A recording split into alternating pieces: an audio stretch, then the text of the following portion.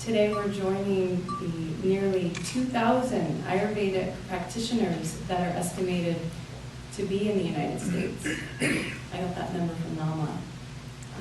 I think only about 1,000 come out of the woodwork to sign up for the grandfathering process.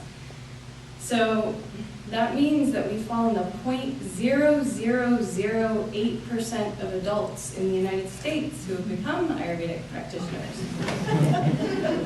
The estimated US population, 242,470,820, that's the adult population.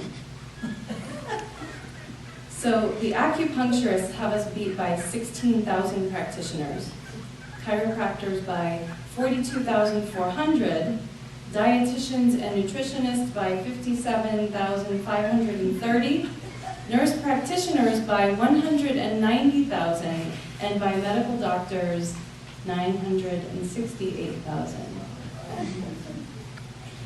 Did you also know that there is expected to be a physician shortage in the United States?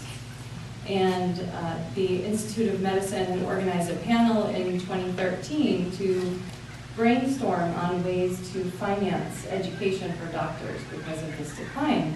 And an economist named Gail Walensky actually said that how many physicians we need depends entirely on how the delivery system is organized and what we allow other practitioners to do, other health professionals, whether they are reimbursed in a reasonable way that will increase their interest in having people go into these professions.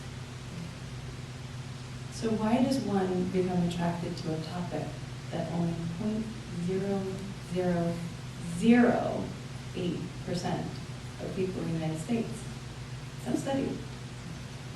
Some of our loved ones here have probably asked this question. I'm really not even sure my parents can pronounce it yet. Yet when they're sick, I'm who they call. When they think they're doing something healthy, they like to call me and brag to me about it, and I love it. Also, when I come to school every weekend or every month, I like to joke and say I'm going off to Hogwarts for the weekend. Dr. Singh told us in class last year, as Ayurvedic practitioners, our main concern is to have direct contact with the patient because we don't use machines to figure out what's wrong with you. We use our five senses, our hearts, and our minds.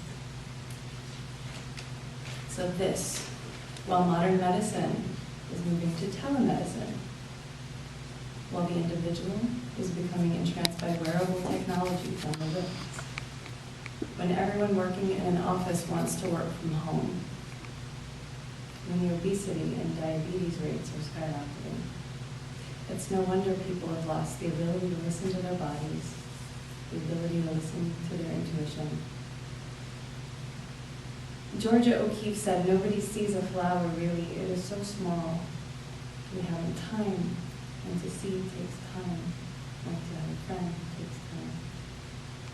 It's this interest in reclaiming my own intuition that brought me to Ayurveda. I come from a very different background. I used to lead product development for a health insurance company, hence why I have a suit on hand. I was excited to trade in my suit and start wearing yoga clothes as I left to teach yoga and study Ayurveda in 2013. I first learned about Ayurveda while taking yoga teacher training. Actually, my original teacher, Simone de Winter, is here in the audience. If you would just raise your hand. I was really excited to see her unexpectedly. And suddenly I was oiling my body every morning and scraping my tongue and eating cooked vegetables in the winter and drinking a cup of warm water every morning right when I got up, right after I brushed my teeth so I didn't get all that junk down my throat. I couldn't explain why it worked for a long time, and even now I don't really understand it, sort of. I mean, it's a wonder I really found any clients, considering I can't really explain it very well. I also noticed side effects I didn't expect. I began writing again. I began tracking the moon on my iPhone calendar. I cared for my plants better. I even invented a new term to represent when a little plant grows out of a crack in the sidewalk, I call it a plant through. So why did you come here, my sisters and my brother? Why have you continued to study? And where will you take it? To pull off whatever visions you've been creating in your mind, it's helpful to recognize you're on somewhat of a hero's journey. You're on the road less traveled. So when one embarks on such a journey, you have to be really strong. There's some things that I'm going to read to you that will likely not be on your journey. There is no set path. There is no job description. There's no one pill you can give their clients and solve all their problems. And there's no majority of the 242,470,820 adults in the United States that are even looking for Ayurvedic medicine right now. At least they don't know it. So what there is more opportunity for Ayurvedic practitioners like us. Doctors don't teach people about wellness. They're busy with other responsibilities and interests. Dietitians and nutritionists get part of it right, as do exercise therapists and psychologists. There's a role here for the Ayurvedic practitioner. But first, we have to get people to pronounce it. So how will you create your path? Whether you decide to go out there and practice Ayurveda, whether you decide to integrate your learning into your current career, or maybe some of you will go in a different direction, maybe I will too, than we even expected. So what do you stand for? What's going to keep us standing on our journey? You know, we didn't come here because we like things that are easy, did we? We would have gone somewhere else. So to carry on Astra's source here, I was also inspired by Joseph Campbell. He said that the achievement of the hero is the one that he is ready for.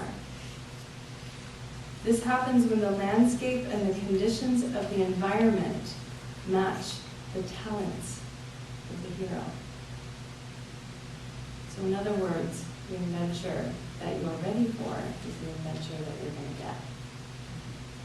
So what are you ready for? Are you ready for that great surrender, that Ishwara Pranadhan?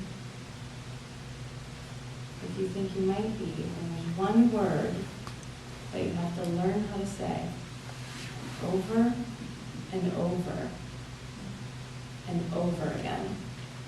It's going to keep opening up possibilities for you. It's the one word that's going to help match the landscape and the conditions of the environment to your talents. Yes. Are you ready for people who are asthmatic, constipated, sad, depressed, sleep-deprived, manic, lonely, busy, angry, dying, wanting you to save their husbands, taking a million medications and frustrated with their doctors? Yes. Are you ready for people who are looking for a better way? Yes. Are you looking to push yourself past the limits of your fear and your discomfort? Yes. Are you ready to have faith that everything's going to work out very beautifully? Yeah. So when Joseph Campbell was asked about how to change the system to make it work for oneself, this was his response. I don't think it would help you change the system, but it would help you to live in the system as a human being.